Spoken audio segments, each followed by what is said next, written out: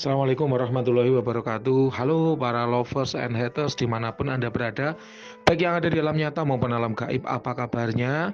Salam cerdas bersupranatural. Ingat, dimanapun Anda membeli azimatnya, Mbak Wira sediakan edukasinya, dan edukasi ini sifatnya gratis.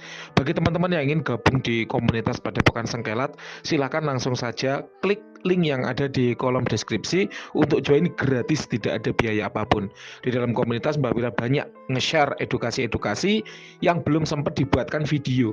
Ya, risiko pekerjaan ya Mbak Wira tidak hanya sebagai seorang praktisi supranatural dari jam 7 sampai jam 16, ada kewajiban, ada pekerjaan utama ya, sehingga untuk urusan supranatural itu baru bisa dikerjakan malam hari, itu pun apabila tidak ada rapat mendadak, sehingga edukasi itu lebih banyak di dalam komunitas dan di status WhatsApp. Itulah kenapa Mbak Wira merekomendasikan bagi teman-teman yang haus akan ilmu-ilmu spiritual maupun supranatural, silahkan join aja, gratis kok, nggak ada biaya apapun. Kemudian untuk promo-promo menarik ya, penawaran-penawaran khusus juga banyak di-share di komunitas terlebih dahulu sebelum di-share di sosial media lainnya. Baik teman-teman semua, malam ini kita ada klien ya, terawangan nomor 2323 ya, klien nomor 2323. Terawangan masuk tadi malam jam 23, baru bisa Mbak Wira layani hari ini ya, Selasa 7 Februari 2023 jam 20 malam. Terawangan dua buah benda, yang pertama yaitu botol minyak ya, yang pertama yaitu botol minyak, yang kedua yaitu gelang hitam. Mbak Wira perlu sampaikan dulu sebelum melakukan terawangan bahwa Mbak Wira tidak jualan minyak ya, dan juga tidak jualan gelang kayu. Oleh karenanya apapun hasil terawangannya tidak ada unsur ingin menjatuhkan siapapun karena persaingan usaha atau karena persaingan dagangan, tidak ada. Jadi tolong perlu diingat, jangan sampai kemudian ada komentar, oh ini Mbak Wira ini kalau nerawang bendanya sendiri bagus-bagus, kalau nerawang bendanya orang lain dijelek-jelekin. Mohon maaf, tidak ada unsur seperti itu, karena toh Mbak Wira juga tidak berjualan gelang dan minyak. Itu yang pertama. Yang kedua, Mbak Wira tidak tahu nih siapa pembuatnya, harganya berapa, atau beli di mana, praktisinya siapa, sehingga memang benar-benar tidak ada unsur ingin menjatuhkan siapapun, atau juga Mbak Wira nggak tahu siapa pembuatnya. Jelas ya? Terawangan dua buah benda dari klien nomor berapa ini tadi? Nomor 2323. Kedua benda ini Mbak Wira cek dengan metode yang sama. Metode yang pertama namanya yaitu metode vibrasi energi. Kenapa kok metode vibrasi energi? Karena yang namanya suatu benda bertuah, adanya tuah itu karena memang adanya kandungan energi yang ada di dalam benda tersebut. Ya, ingat ya, adanya tuah itu karena adanya kandungan energi di dalam benda tersebut. Ya, memang ada benda-benda bertuah yang tidak mengandung energi dan tidak mengandung kodam, tapi jumlahnya sedikit sekali atau minimalis sekali.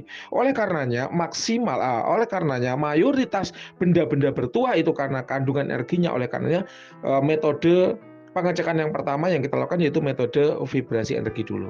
Energi sendiri pada suatu benda bertuah itu ada 3 macam. Ada yang namanya energi alam. Apa itu? Yaitu energi yang berasal dari alam, alam yang membuatnya terisi ke dalam suatu benda, alam yang mengisinya ke dalam benda dalam rangka merubah karakter dari benda itu, dari yang sebelumnya tidak bertuah kemudian menjadi bertuah.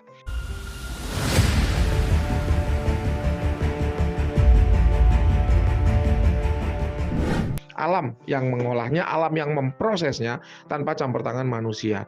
Nah, benda-benda seperti ini seringkali kita sebut dengan mustika. Kalau minyak ini patut diduga ada juga namanya mustika kelapa.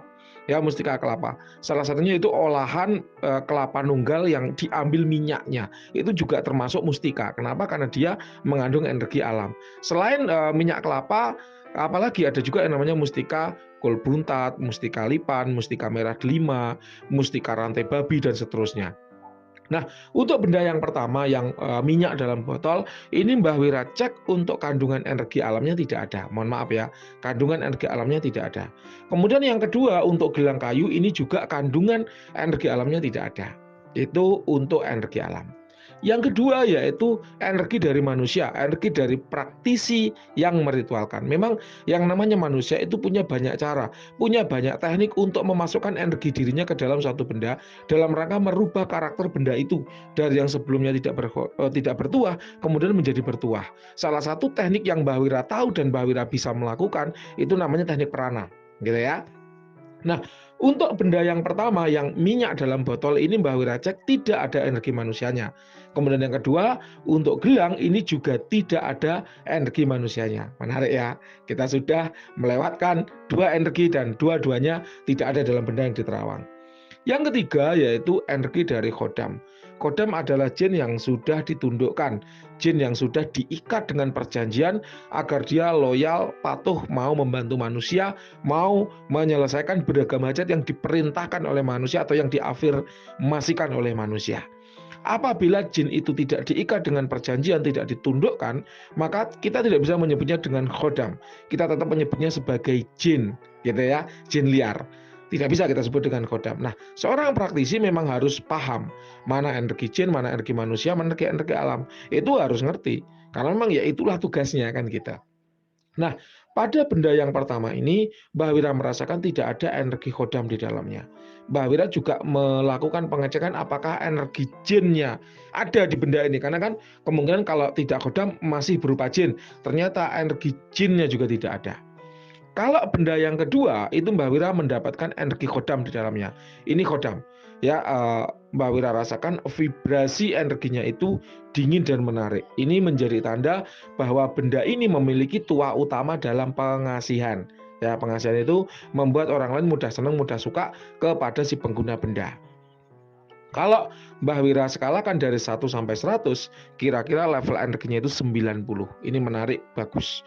Nah, Mbak Wira paham, apabila seseorang itu melakukan terawangan, itu pasti ekspektasinya, harapannya, bendanya itu berkodam macan, berkodam dewa-dewa, berkodam raja-raja, berkodam yang overpower. Itulah kenapa Mbak Wira tidak hanya menggunakan satu metode saja dalam melakukan terawangan. Mbak Wira menggunakan beberapa metode sekaligus agar hasil terawangan itu lebih valid dan bisa dipertanggungjawabkan.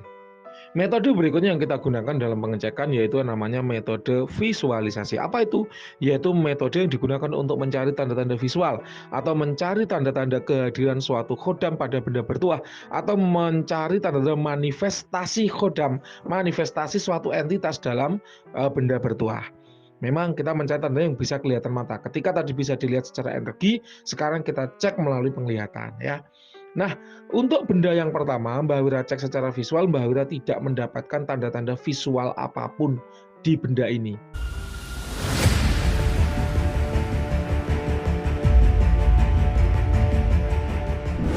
Oleh karenanya, Mbak Wira kemudian meyakini bahwa benda ini itu kosong, tidak berkhodam.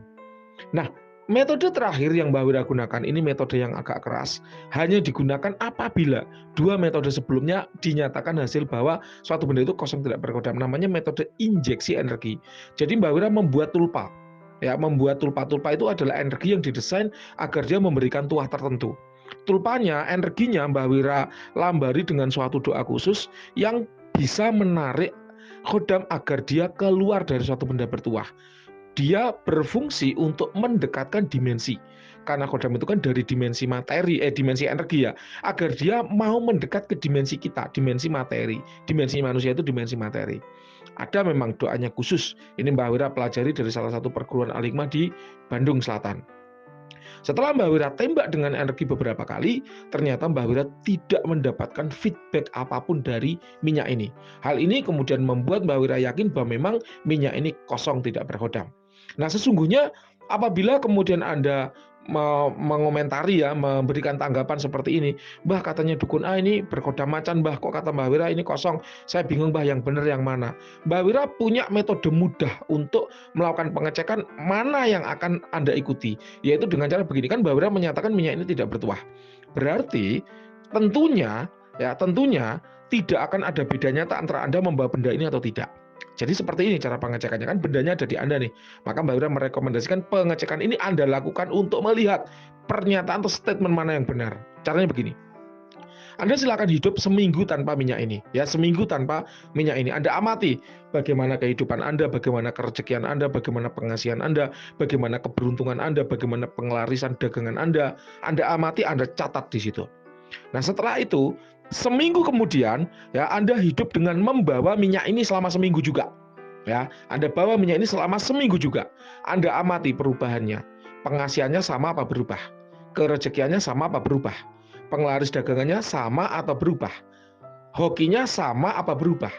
Kalau berubah, ada beda nyata antara sebelum menggunakan minyak dan setelah menggunakan minyak, berarti Mbak Wira yang terawangnya salah.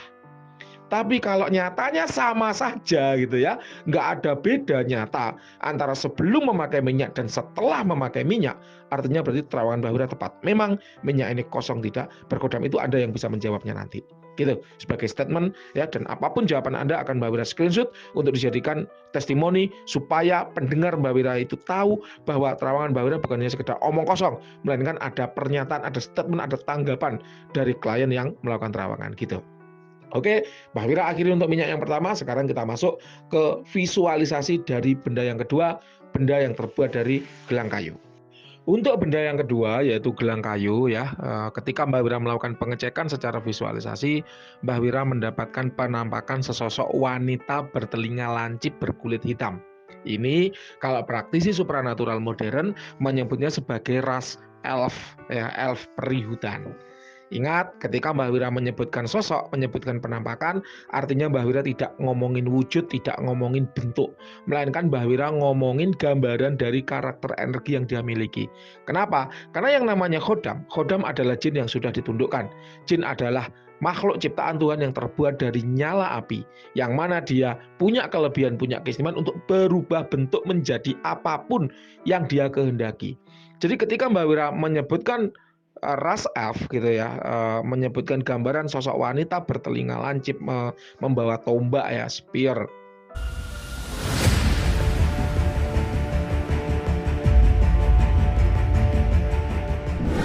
Ini Mbak Wira sedang menggambarkan tuah yang dia miliki. Sosok wanita berarti jenis kelaminnya wanita.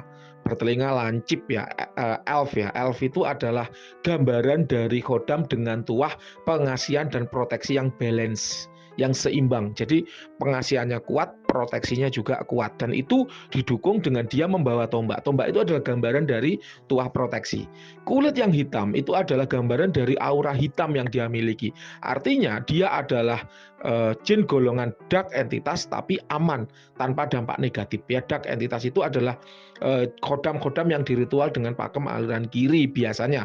Bisa juga pakem aliran kanan, tapi dia berasal dari dunia-dunia bawah, dan itu nggak masalah. Kodam-kodam tipe dark entitas mau dibawa ke arah kebaikan bisa, mau dibawa ke arah kejahatan juga bisa, tergantung bagaimana sopir yang membawanya ya. Dibawa kebaikan bisa, keburukan juga bisa. Asal kodam dari daerah hutan, Mbah Wira mendapatkan gambaran hutan tapi yang gelap, yang redup gitu ya. Ini underworld, dunia bawah, tapi hutan, termasuk kategori jin hutan. Dark entitas aman tanpa dampak negatif. Loh Mbah, kok kata orang ini sosoknya macan? Ya boleh aja. Macan itu menggambarkan tuah kegarangan, tuah proteksi yang kuat, sama ketika digambarkan membawa tombak. Jadi jangan kemudian kaku bahwa oh Mbah ini katanya orang macan, Mbah katanya Mbah Wira kok peri. Yang benar yang mana? Yang benar adalah kita lihat tuahnya. Karena yang namanya bentuk jin itu tidak bisa kita bakukan secara pakem. Karena yang namanya jin itu pintar banget merubah wujud menjadi apapun yang dia kehendaki. Gitu. Usia kodam kira-kira ada 900 tahun, masih relatif muda. Ukuran tua Mbah Wira itu ada 3000. Kalau 900 itu masih relatif muda. Dengan level power 90 itu ada level yang bagus ya. Kemudian untuk tuahnya itu tadi, namun Mbah Wira mendapati sense atau rasa ya, atau firasat atau intuisi bahwa gelang ini nampaknya hubungan kodamnya itu kurang dekat dengan Anda. Peluangnya atau kemungkinannya adalah Anda baru memilikinya atau Anda tidak bisa memakainya. Ya, jadi peluangnya adalah Anda baru memilikinya. Kalau orang baru itu gimana toh? Pasti kan kedekatannya kurang dengan kodamnya. Kemahiran dalam menggunakan atau mengoperasikan juga kurang. Atau yang kedua, Anda memang nggak dibimbing sehingga Anda nggak bisa mengoperasikannya. Nanti mana-mana yang tepat itu silakan Anda yang sampaikan kembali. Jadi tuahnya udah aktif, udah terbuka, tapi pemiliknya itu kurang pintar mengoperasikannya. Ini ibarat smartphone, ibarat HP. Dia baru punya atau udah punya lama tapi cuma bisa SMS sama telepon doang. WhatsApp nggak bisa, buka aplikasi lain nggak bisa, itu sama seperti itu ya. Jadi tuahnya udah aktif tapi yang pemiliknya kurang pintar dalam mengoperasikan. Kemudian untuk perawatan, Mbah Wira merekomendasikan menggunakan dupa garu herbal cap Raja Umyang ya. Menggunakan dupa garu herbal cap Raja Umyang. Kenapa? Karena herbal terbuat dari serbuk kayu gaharu. alami tanpa campuran parfum apapun, tanpa campuran bahan kimia apapun, sehingga secara vibrasi energi itu bagus banget untuk benda-benda bertuah seperti ini gitu. Lalu ada pertanyaan lagi, Mbah, bagaimana caranya mendekatkan diri dengan kodam supaya kodam ini benar-benar dekat dengan kita sehingga kita mudah dalam memanfaatkan potensinya, menggunakan tuahnya, melakukan afirmasi dan sebagainya. Caranya ada dua. Yang pertama, rutin-rutinlah melakukan komunikasi dengan kodam. Bagaimana cara melakukan komunikasi dengan kodam? Ada banyak videonya. Ketik aja cara melakukan komunikasi dengan kodam Mbah Wira gitu ya. Itu nanti akan banyak videonya. Yaitu paling mudah ya, komunikasi itu searah ya. Jadi Anda berkomunikasi dengan si kodam walaupun Anda nggak bisa mendengarkan feedbacknya. Bisa dengan pendulum atau dengan meditasi. Jadi Anda silakan duduk diam meditasi ya. Kemudian Anda panggil kodamnya itu hadir lalu Anda ajak ngobrol. Kenapa kok pada saat meditasi? Karena meditasi itu membuat Anda dalam posisi diam.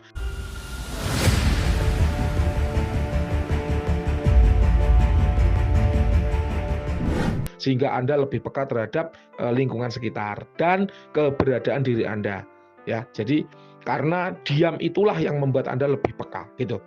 Jadi bukan berarti kok kalau komunikasi itu harus sambil meditasi, enggak, tapi dengan posisi meditasi Anda akan merasa lebih mudah untuk melakukan komunikasi dengan kodam kayak gitu.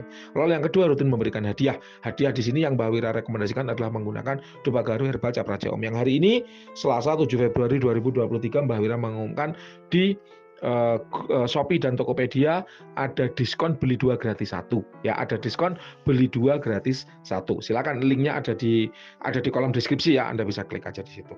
Baik teman-teman semua, itulah tadi untuk terawangan 2 benda dari klien nomor 2323. Silakan, ada pertanyaan, ada tanggapan, boleh. Silakan langsung aja disampaikan. Terima kasih. Selamat malam.